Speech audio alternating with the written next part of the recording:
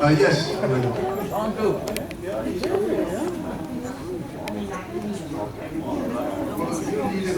You may not need it, but someone may. My name is Sally Stern, and my name is Sally Stern, and I'm here on different subjects altogether. I'm here with a problem. Put the mic closer to your mouth. All right, I'm talking about a problem. There was rules and regulations regarding washing machines in individual apartments. How and where it started, God only knows, because I've been here 30 years and there was no such thing. Now, there is. How and why, I don't know. Another thing is that we have the rules and regulations that they could, if they have the machine, they could use them up till 10 p.m. at night. I think 11 o'clock is late. I think 12 o'clock is late. I think 1:30 and 2:30, it goes without saying. And this is what I contend with every single day. I say that they have a business going, a washing, a laundry going on. It involves at least 2 or 3 other apartments. How and what? I would never go and check it, but Can I ask you what building you're in again? interlocking. Was that one of the buildings? We did lock it up. No, It was not. we didn't lock up in Interlochen. No, it's interesting. I'm sorry. I never heard that, and I think we should be looking into that. You know, that's a security issue, and we should be, that's what's so nice about town hall meetings. We can get information that we would never dream about. So thank you very much.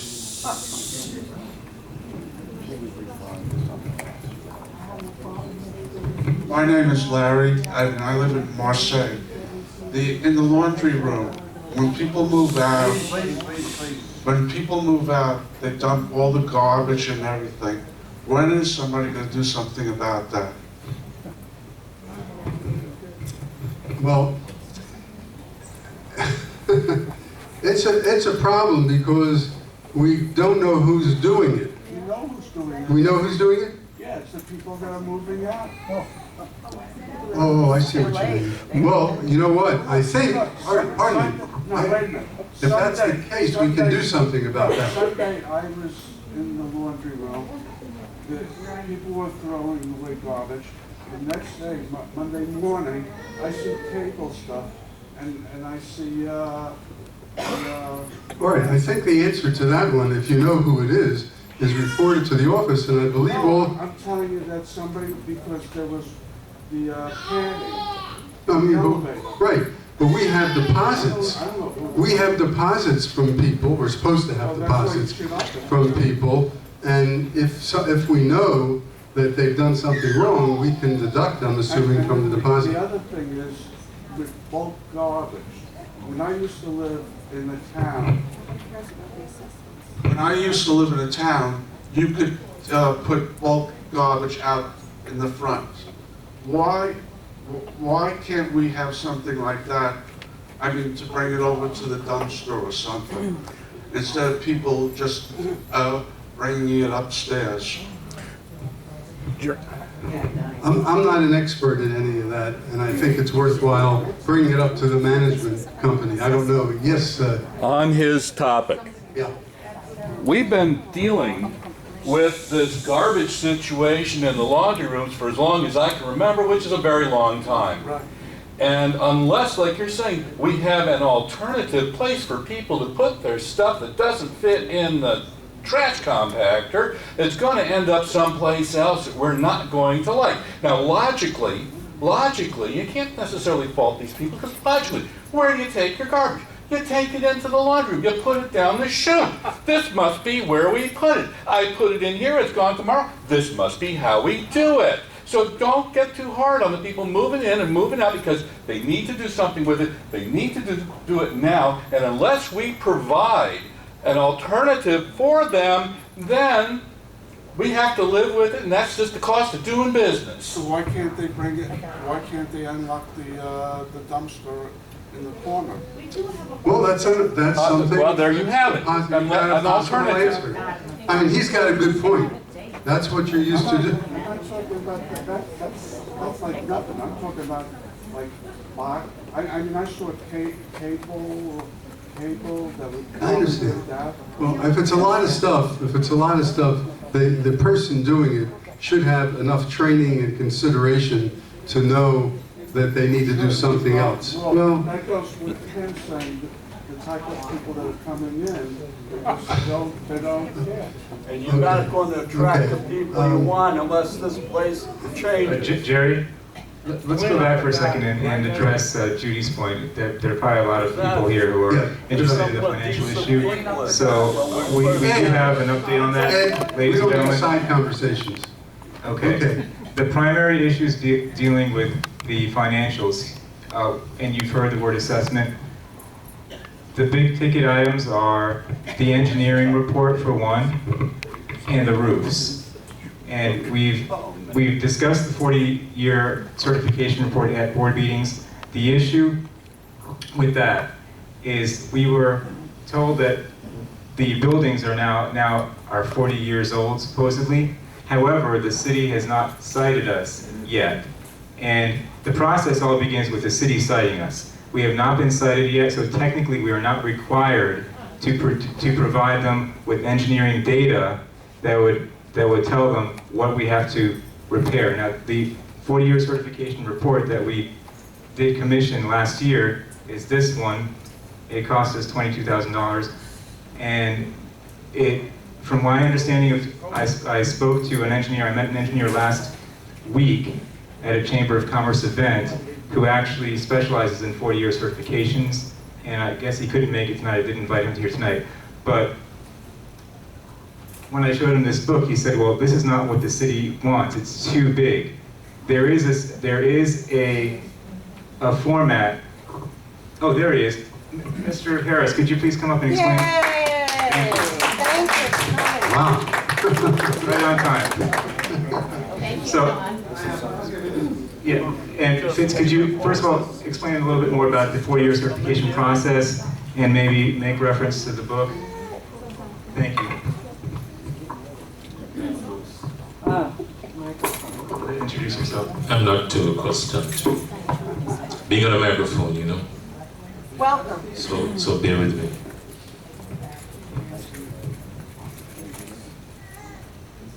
Okay, this large report that this engineering company has. So could you just introduce yourself, your name and where you work? And qualifications.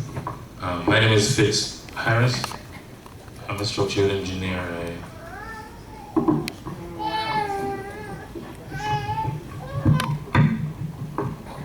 Yes. Yeah, my name is Fitz Harris. I'm a structural engineer with my own small company, AFH Consulting Engineers. I've done a few 40-year certifications in Broward County, some in Dade County, some in Broward County. Oh, okay. Yeah, so I've done a few of the recertification inspections in Broward County. The different cities, they do use the Broward County format that we would use for buildings that are in unincorporated Broward County. I think, I haven't worked with all the cities, but so far most of them, the ones I've worked with, they use the same form. It's like approximately 4 or 5 pages. And for each, for a particular building. So they ask for particular information about foundations, walls, beams, girders, roofs, roof trusses.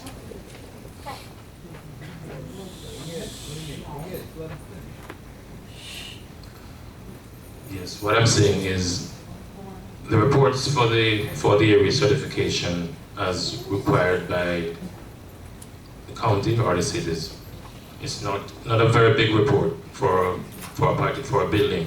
Here we have I think 11 buildings. So basically each report would be, I think it's about 5 pages. So, for 11 buildings, you'd really have about 55, maximum 60 pages.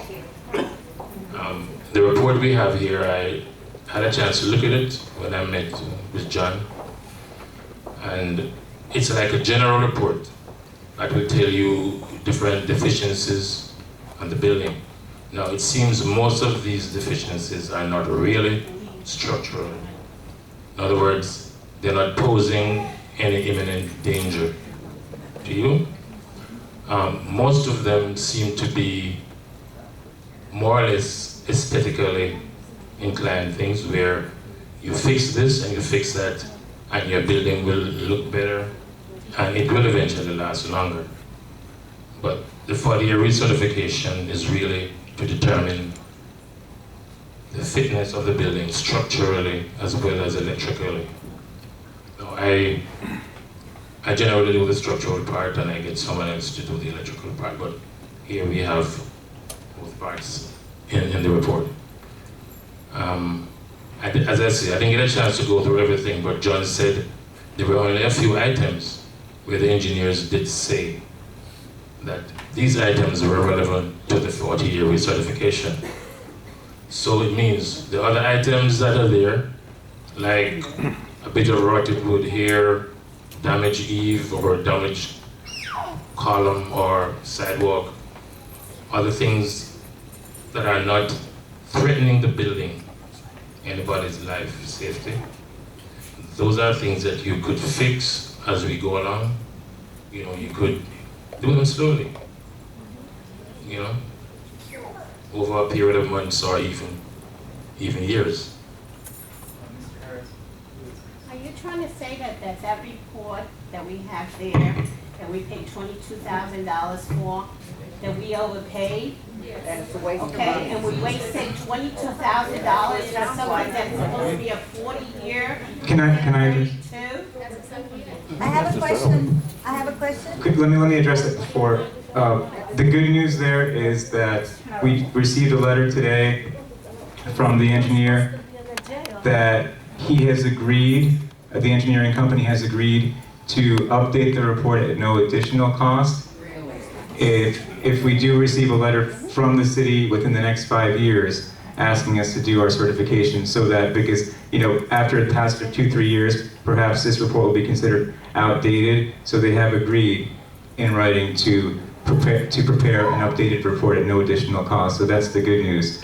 But I think the report has been paid for. We've spent the money. I think that's pretty much water under the bridge. We should, to the extent possible, use the report to our advantage and go through that report. And I think I'd like to ask Mr. Harris to comment on this, and go through the report and address those items that are possible to be addressed by our maintenance company, which would be much cheaper to handle in-house than going to a contractor. Is that correct, Mr. Harris? Those items that can be addressed in-house as maintenance items will be much cheaper if we do them that way over time rather than hiring a contractor. Is that correct? Yeah, I believe so. So that's good news. It's good news because a lot of you, I think, can breathe easier knowing that we don't have to do a huge assessment and do that entire report right away, because number one, as Mr. Harris said, a lot of the items are aesthetic.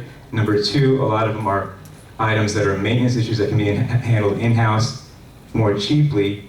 And three, we have not received a certification letter, citation from the city asking us to do the certification report. And Jerry, do you have?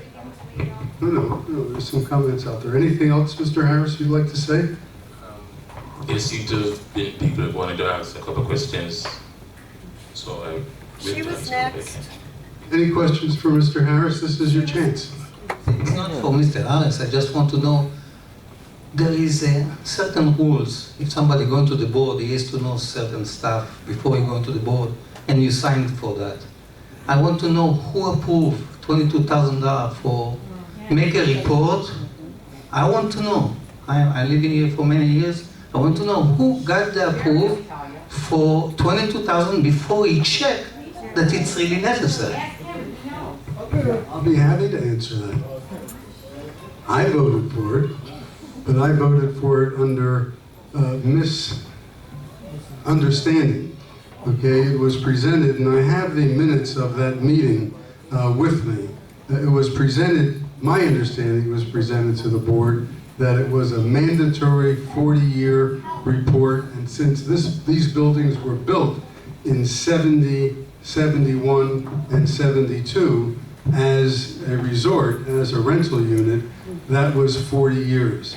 So that's how it was presented to the board. At least that was my understanding.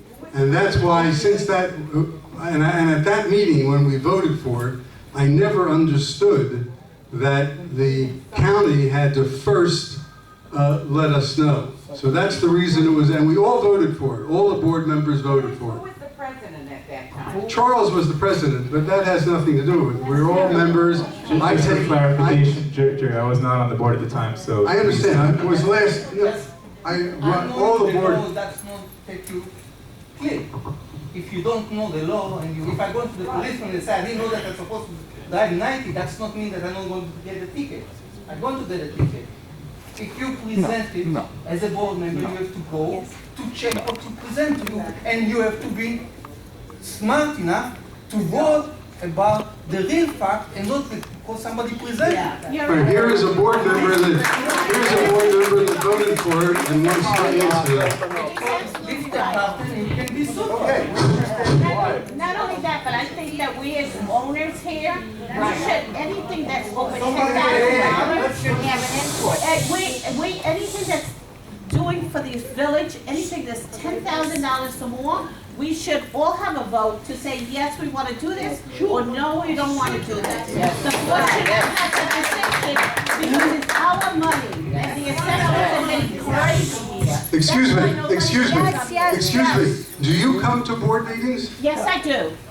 I don't see you regularly Well, at I board have been in meetings. plenty of board meetings. Plenty, but were you at the last board meeting? Yes, I was. Oh, you were? Yes, I Okay, was. well, for the most part, there's not a lot of attendance at board meetings. And boards of directors, who you elect, are the ones that vote on that. You Sir, can't, I am on the board of directors in Manhattan. okay? Okay, and we are not allowed to spend any more than $5,000 on each thing until all the owners have voted, yes, we want a beautification, it is gonna cost Interesting. $64,005. Interesting. Maybe that's very interesting.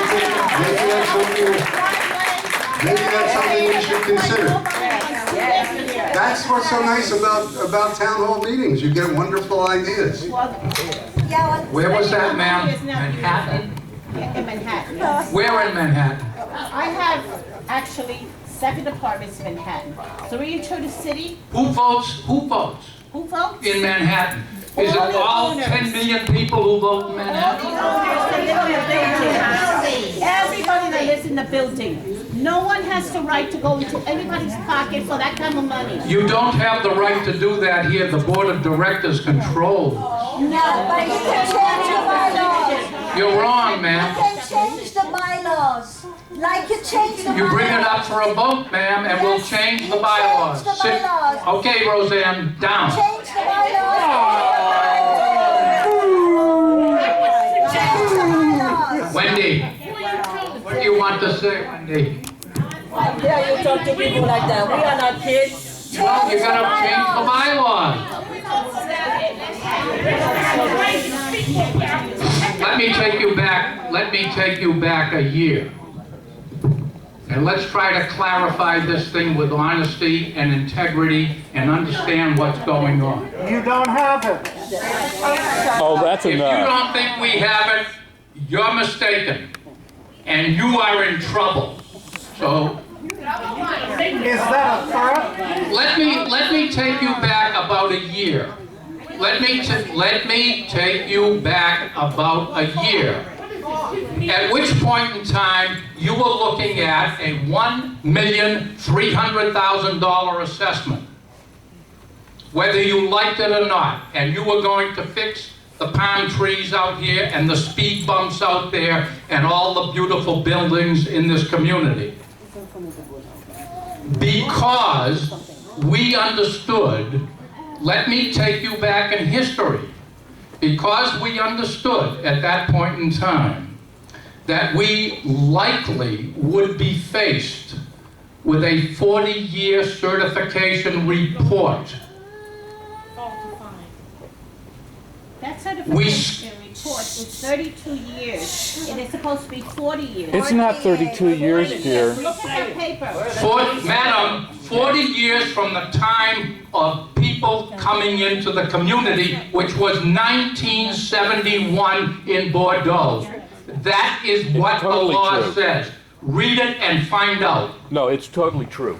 Totally true. The buildings This- were built. Read it and find out, and don't interrupt me until I'm done, please.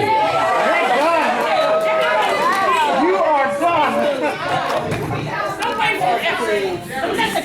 Have it any way you want.